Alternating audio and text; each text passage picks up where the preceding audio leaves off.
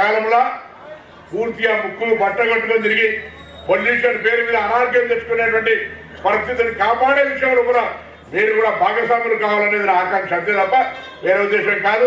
ఈ జిల్లా బిడ్డగా మీ అందరితో ఎన్నిక ఆనాడు పార్లమెంట్ సభ్యుడిగా తెలంగాణ కోసం పోరాడి తెలంగాణ తీసుకురావడం జరిగింది. ఇవాళ కూడా రేవంత్ రెడ్డి గారి నాయకత్వంలో తెలంగాణ రాష్ట్ర ప్రభుత్వంలో మంత్రిగా ఈ జిల్లాలో పుట్టిన బిడ్డగా తప్పకుండా అసెంబ్లీలో చూస్తూ ఉన్నారు ఏ విధంగా ప్రభుత్వ కార్యక్రమాల్లో పాల్గొంటూ ఉన్నాం. ప్రభుత్వం తరఫున కూడా ఇలా అనేక కార్యక్రమాలు జరుగుతూ ఉన్నాయి. 200 యూనిట్ का बिजली फ्री, 2 लाख रुपये कर्जा माफी,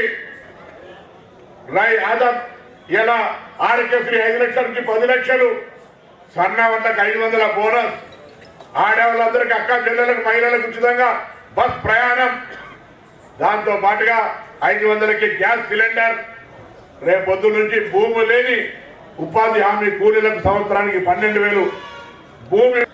కార్పొరేట్ అంటే ఏదైనా గుట్టలు చెరువులు రోడ్లు లేఅవుట్లు తప్ప ప్రతి భూమికి వ్యవసాయానికి యోగ్యం అంటే ఎన్ని ఎకరాలు ఉన్న వాళ్ళందరికీ సంవత్సరానికి 12,000 చొప్పున ఎకరానికి రైతు భరోసా. కొత్త రేషన్ కార్డులు, రేపు పిల్లలు ఉంటారు కానీ రేషన్ కార్డు ఉంటలే. అందరికీ కొత్త రేషన్ కార్డులు జనవరి 26 నుంచి రేషన్ కార్డులు ఇస్తా ఉన్నాం. అంతేకాదు ఇందిరమ్మ ఇండ్లు సర్వే జరుగుతూ ఉంది.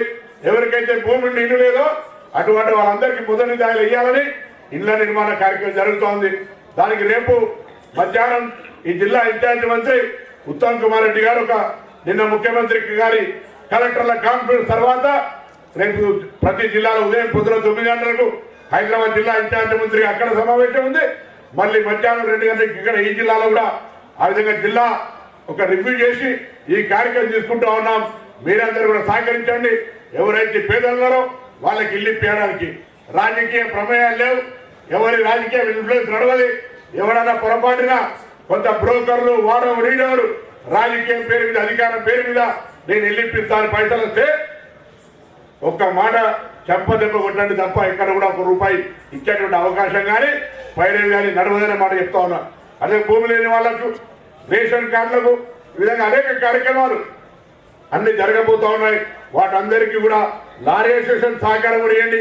ఇన్ని కార్యక్రమాలు అయితే ఉన్నాయి. ఎన్నికల్లో చెప్పినట్టుగా ఇంకో 2-3 మిగిలి ఉండొచ్చు, అవి కూడా చేస్తాం.